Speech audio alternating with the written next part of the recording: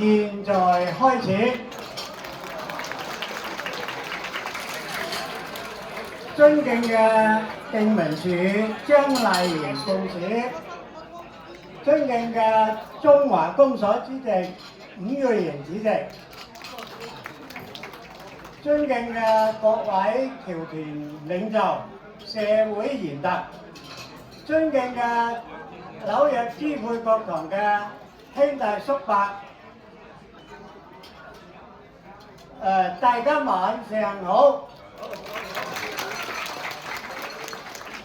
駿馬奔行迎新春，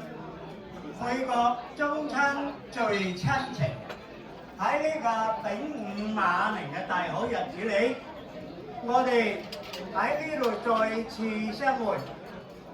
現場高朋滿座，鄉情濃厚。今晚讓我哋暢聚情誼，開懷鴻慶。現在讓我哋用熱烈嘅掌聲歡迎我哋紐約支配國堂朱啟明主席致歡迎詞。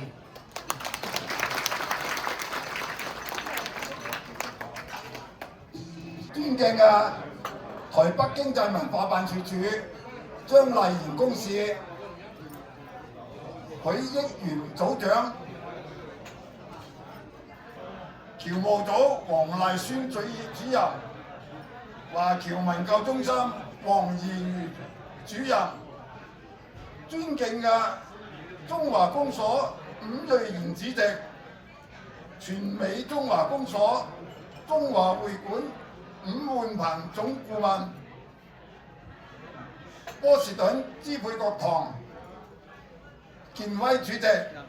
玉漢主席，尊敬嘅各大僑團嘅領導、各位嘉賓、各位嘅宗親父老、兄弟姊妹們，大家晚上好！陽春3月芳菲盡，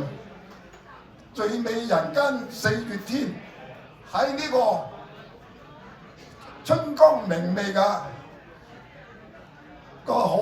美好日子，我哋公所又迎來咗1年1度嘅春宴。